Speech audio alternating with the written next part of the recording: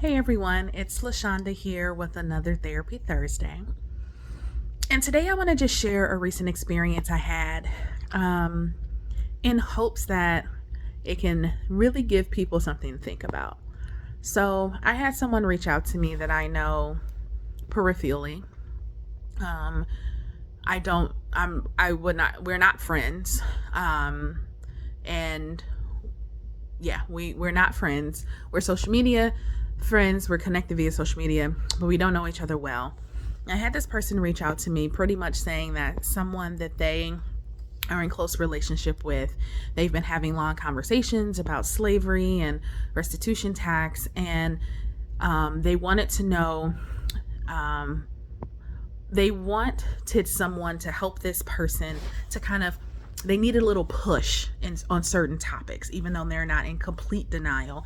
And the person, not the person that reached out to me, but the other person wanted to talk to me because they thought I could help them. And I recognize that request can seem pretty benign. As a matter of fact, there was a time in my life, probably not that long ago, where that request would have felt benign to me. As a matter of fact, not only would I have been like, oh my gosh, sure, like have them call me, I would have felt privileged that I was being considered to hold that conversation. In a more recent past, I would have agreed to hold the conversation, but then I would have talked about the frustrations I have about the request with people that I felt close to, people who are kind of in the work with me.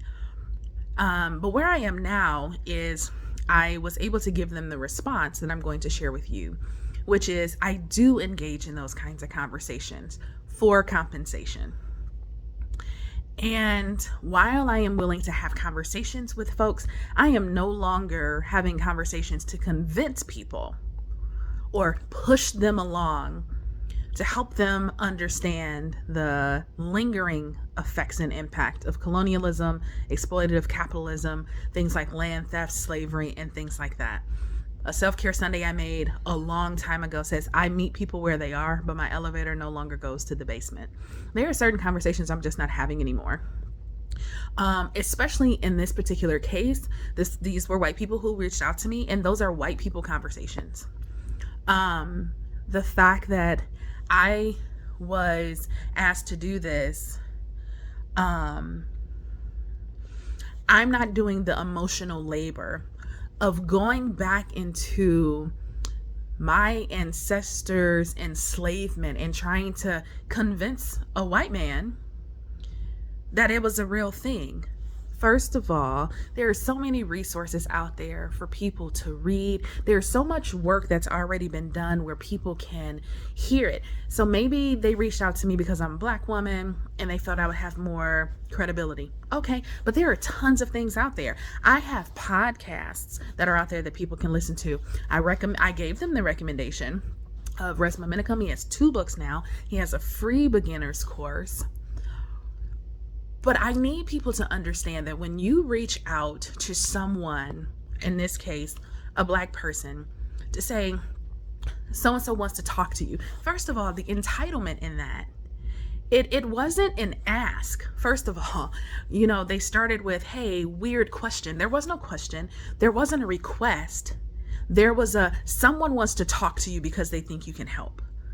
I do not owe anybody a thing, especially when it comes to the emotional labor of pushing someone along on a certain topic because they need convincing, because they have yet to open their eyes and see the very real evidence right in front of them. It is disrespectful. It was disrespectful. Excuse me. I took it as disrespectful. White people have to realize the impact, whether their intent is that or not. When they are asking people to do all of this work and emotional labor, telling my story can be emotional labor when someone has the option to listen to it and then walk away and think, I'm not convinced yet.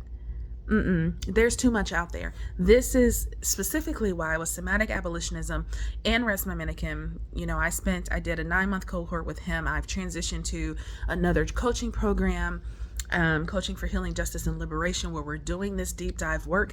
And what happens is white people who are interested in this stuff want to come to Black people, bodies of culture, people of color, BIPOC folks, and they want to extract.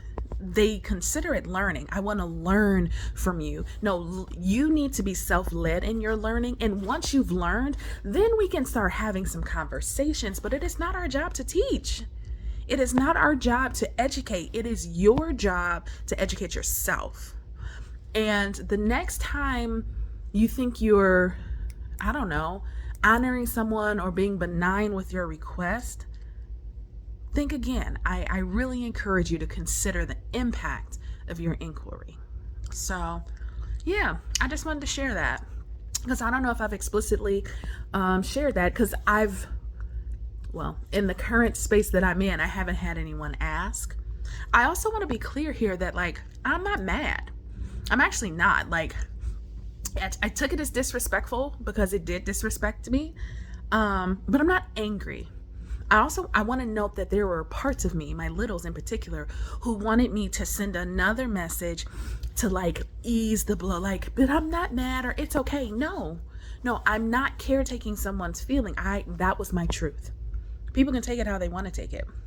But it's important that I share my story. Whether people learn from it or not, that's up to them. But yeah, it's a real thing, y'all. And I just need people to be mindful of that. So that's all I got for you today. If you have questions or you have suggestions for content for a Therapy Thursday, hit us up on all the social media. Our website is www.thelaborsoflove.com. And don't forget, if you haven't already, tune into the Labors of Love podcast. Y'all be well.